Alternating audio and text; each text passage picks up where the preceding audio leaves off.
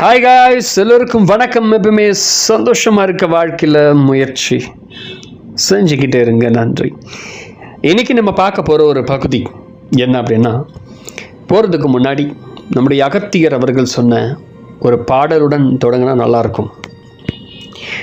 மனமது செம்மையானால் மந்திரம் ஜெபிக்க வேண்டாம், மனமது செம்மையானால் வாயுவை உயர்த்த வேண்டாம், மனமது செம்மையானால் வாசியை நிறுத்த வேண்டாம், மனமது செம்மையானால் மந்திரம் செம்மையாமே.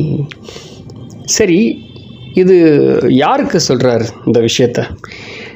அதாவது மனதை செம்மைப்படுத்தணும், செம்மைப்படுத்திட்டோம் அப்படின்னா இவ்வளோ விஷயங்கள் நம்ம வாழ்க்கையில் நடக்குது. ஆனால் மனதை செம்மைப்படுத்துறதுக்கு நமக்கு என்ன முக்கியமாக வேணும்னா நம்முடைய மூச்சு. அந்த மூச்சை சரியான அளவு முறையில் நம்ம நெறிப்படுத்தினா இது ஆகும். ஆனால் எவ்வளவுதான் நம்ம ஆனாலும் மனதை குறித்த புரிதல் அப்படின்ற அந்த செம்மை என்கிற ஒரு புரிதலுக்கு நம்ம வரணும் அப்படின்னா அதுதான் நமக்கு ரொம்ப முக்கியமான ஒரு விஷயம். இதில் போகர் 7000 பாடல் 22 ஒரு வார்த்தை சொல்லுவார். என்ன சொல்வார்னா, சுழுமுனையை திறந்தாக்கால் மனமுடுங்கும், சுடியிலே அகப்பட்ட துரும்பு போல ஆகும் அப்படின்னு சொல்வார்.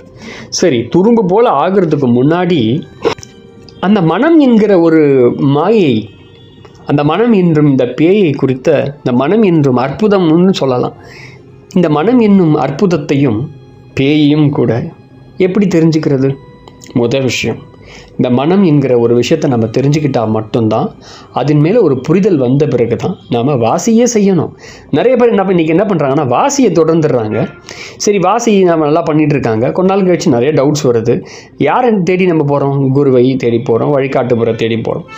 சில அனுபவங்கள் அவருக்கே அந்த அனுபவம் வந்திருக்காது. ஆனால் நம்ம அந்த அனுபவத்தை சொல்லுவோம், அது அவருக்கு தெரியாது. தப்பான அந்த வியாக்கியானத்தை நமக்கு கொடுப்பாரு. அது என்ன ஆகும்னா நம்ம லைஃப்பில் தப்பாகவும் ஆகிறதுக்கு நிறைய வாய்ப்புகள் இருக்குது.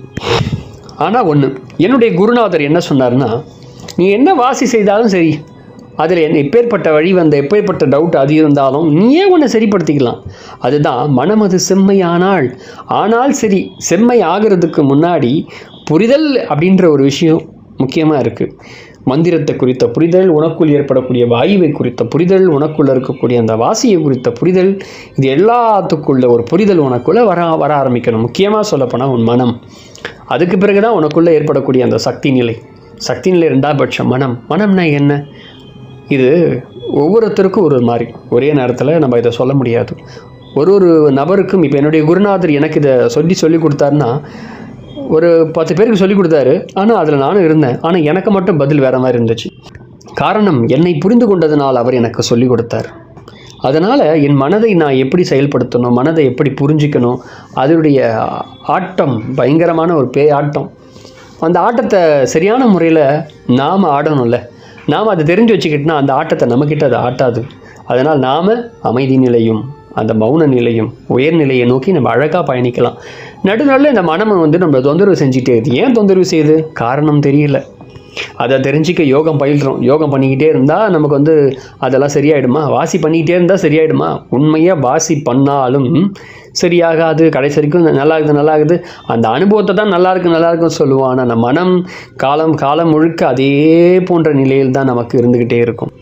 நாம் மனதை குவிக்கிறதுக்கான பயிற்சிகள் செய்வோம், எல்லாம் செய்வோம். ஆனால் மனதை குறித்ததான ஒரு புதையல் அப்படின்னு ஒன்று இருக்குது. அதாவது ஒரு பொக்கிஷங்கள் இருக்குது. மனம் ஒரு சில விஷயங்களில் இந்த பூமியின் தொடர்பாக அண்டு சமுதாயத்தின் தொடர்பாக நிறைய விஷயங்களை பிணைக்கப்பட்டிருக்கு. அது பிறந்ததுலேருந்து அந்த விஷயம் இருக்குது. ஆனால் அந்த விஷயத்தை யாரும் தெரிஞ்சு புரிஞ்சு செயல்படுத்தி அதிலிருந்து மீண்டு வெளியே வர்றதுக்கான பக்குவ நிலை ரொம்ப கம்மி. ஒரு சிலர் மட்டுமே அதிலேருந்து வெளியே வராங்க. இல்லை, கடைசி வரைக்கும் அதே நிலையிலே பண்ணி செய்துகிட்டே இருக்காங்க. கடைசி வரைக்கும் என்ன தானே செஞ்சிட்ருக்கணும், அவ்வளோதான், முடிஞ்சு போச்சு. செஞ்சுக்கிட்டே இருக்க வேண்டியதான், அவ்வளோதான். ஆனால் நமக்குள்ள ஒரு புரிதல், எல்லாம் நமக்குள்ளே தான் இருக்குது அப்படின்ற ஒரு விஷயத்தை அகத்துக்குள்ளே போகிறதுக்கான வழியை இங்கே யாரும் சொல்கிறதில்ல. ஆனால் அது சொல்கிறது கொஞ்சம் கஷ்டமான செயல் தான். அதனால தான் யாரும் சொல்கிறதில்லைன்னு நான் நினைக்கிறேன். ஏன்னா ஒரு கூட்டத்துக்கு போகிறோம், ஒரு 10,000 பேர் வராங்கன்னா அந்த கூட்டத்தில் எல்லாரையும் சொல்லித்தர ஆசானுக்கு தெரியாதுல்ல. அதனால் அவருக்கு சொல்லித்தர முடியாது தான் கூட. அதனால் ஆனால் 10 பேர் 15 பேர் ஒரு 30 பேர் 40 பேர்னா சீக்கிரமாக சொல்லிடலாம். ஒன்றும் பெரிய விஷயம் இல்லை. 10 பேர் மேக்ஸிமம் 20 பேர் வச்சுங்க, 30 பேர் அவ்வளோதான். அதுக்குள்ளே கஷ்டம்தான் கூட. அவங்களுக்கு புரிய வச்சு ஒருத்தவங்கள அவங்களுக்கான விஷயம், ஏன்னா ஒவ்வொருத்தருக்கும் ஒரு மாதிரி புரிதல், எல்லாருக்கும் ஒரே மாதிரி இருக்கவே இருக்காது. அந்த மனதை குறித்ததான விஷயங்களை புரிஞ்சு அதுக்கு பிறகு தான் நம்ம செம்மையை நோக்கி பயணிக்கணும். நிறைய பேர் என்ன பண்ணுறாங்க, எடுத்தவொடனே செம்மையை நோக்கி போகிறதுக்கு நிறைய பயிற்சிகள் செஞ்சிட்டே இருக்கோம், வராது. மனதை குறித்ததான அற்புதமான பயிற்சிகள், நிறைய விஷயங்கள், நம்ம தப்பான புரிதல் நம்ம வாழ்ந்துட்டு இருப்போம். அதுவும் என்னன்னா மனதை செம்மையாக்குறதுக்கு தடையாக இருக்கும். அது என்ன புரிதல்னு உங்களுக்கும் தெரியாது. நாம் அந்த புரிதலில் சிக்கிட்டே இருப்போம், கடைசி வரைக்கும் சிக்கி தவிச்சிக்கிட்டே இருப்போம். பயிற்சிகள் செய்வோம், என்ன பண்ணாலும் புரியாது. ஆனால் ஒன்று ஃபைனலாக மனதை குறித்ததான தெளிவை நீங்கள் பெறணும், உங்கள் ஆழ்மனதை குறித்ததான அறிவை பெறணும், ஆழ்மனதையை தாண்டி இருக்கக்கூடிய அறிவை பெறணும்.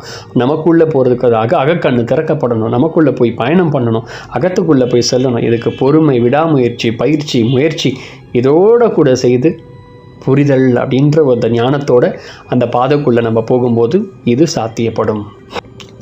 இந்த சாத்தியப்படக்கூடிய இந்த புரிதலுக்கான அற்புதத்தை தர்றதுக்கான ஒரு விஷயத்தை என்னுடைய குருநாதர் எனக்கு சாமிக்கண் அவர்கள் எனக்கு கொடுத்தார். எனக்கு மட்டும் இல்லை, என் கூட அந்த 16 பேருக்கும் கொடுத்தாரு. அவங்களுடைய ஸ்டூடெண்ட்ஸ் நாங்கள் தான். அதில் ஒருத்தன் நான். அந்த ஒருத்தனாகி எனக்கு இந்த விஷயத்தை சொல்லிக் கொடுத்தார். அதை சொல்லிக் கொடுத்த பிறகு தான் என் வாழ்க்கையில் அற்புதங்கள் எனக்குள்ளே நடக்க ஆரம்பித்தது. எனக்குள்ள மகிழ்ச்சியும் ஆனந்தம், நிறையா ஒரு பொறுமையான நிலை, வாழ்க்கைன்னா என்னன்னு புரிஞ்சுக்கிட்டேன். அந்த வாழ்க்கையை வாழ்ந்துட்டுருக்கேன்.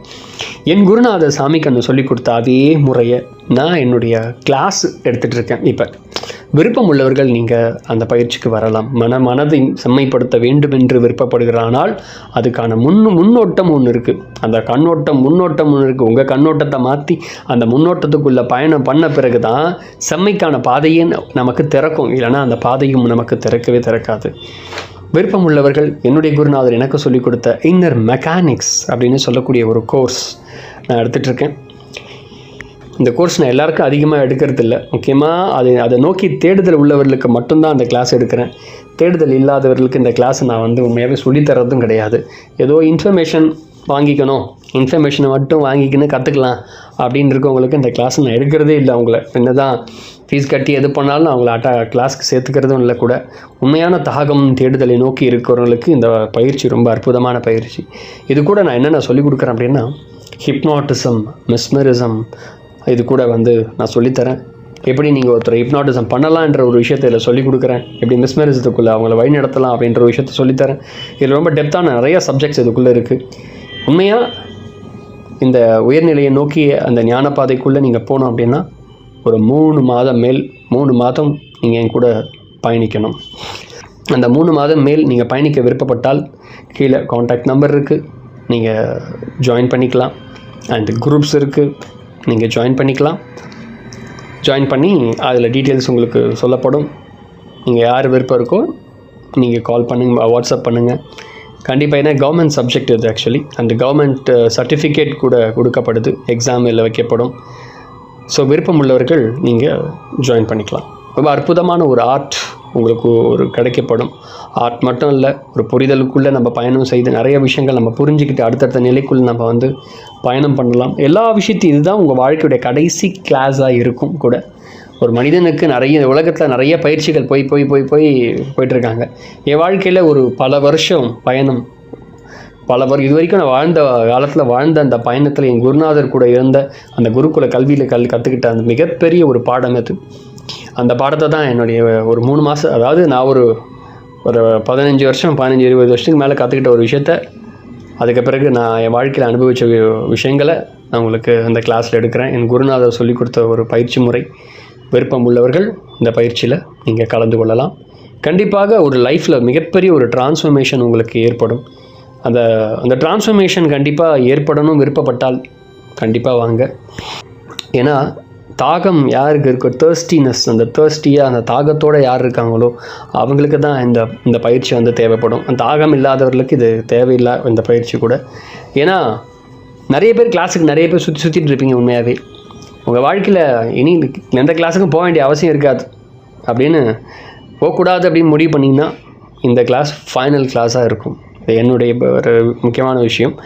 ஏன்னா இந்த ஆன்மீகம் சார்ந்த விஷயமா எதுவாக இருந்தாலும் சரி ஃபைனல் கிளாஸாக இருக்கும். எல்லாமே நமக்குள்ளே தான் இருக்குது. நமக்குள்ளே பயணிக்கிறதுக்கான அந்த பயணத்தை தெரிஞ்சுக்கிட்டோம் அப்படின்னா அழகாக நம்ம அகத்துக்குள்ளே பயணிக்கலாம். என் குருநாதர் அகத்துக்குள்ளே போகிறதுக்கான வழி எனக்கு காண்பித்தார். அந்த விஷயத்தை நான் இப்போ என்னால் முடிந்தவரை சொல்லிகிட்ருக்கேன். ஸோ விருப்பம் உள்ளவர்கள் நீங்கள் கலந்து கொள்ளலாம். நவம்பர் மாதம் நவம்பர் மாதம் ஆரம்பிக்குது. ஸோ விருப்பம் உள்ளவர்கள், இது உங்களுடைய வாழ்க்கை சம்மந்தப்பட்ட ஒரு முறை. வாழ்க்கையில் அற்புதமான வாழ்க்கையை வாழணும், இதான் வாழ்க்கை இதுதான் அப்படின்ற ஒரு முறையை நீங்கள் தெரிஞ்சுக்கலாம். இதில் ஆன்லைன் கிளாஸ் இருக்குது அண்ட் டைரக்ட் கிளாஸ் இருக்குது. டைரக்ட் கிளாஸ் சென்னையில் நடக்கும். Online class and every Sunday morning classes நடக்கும். ஸோ உலகம் முழுக்க எங்கே இருந்தாலும் நீங்கள் இருந்த இடத்துலேருந்து இந்த ஆர்ட்டை கற்றுக்கலாம். உங்களை நோக்கி வருகிறது. இது ஒரு அற்புதமான வாய்ப்பு, தவற விடாதீர்கள். Thank you very much. நன்றி. என் குருநாதர் சாமிக்கண் அவர்கள் எனக்கு கொடுத்த ஒரு பரிசு அது. நன்றி.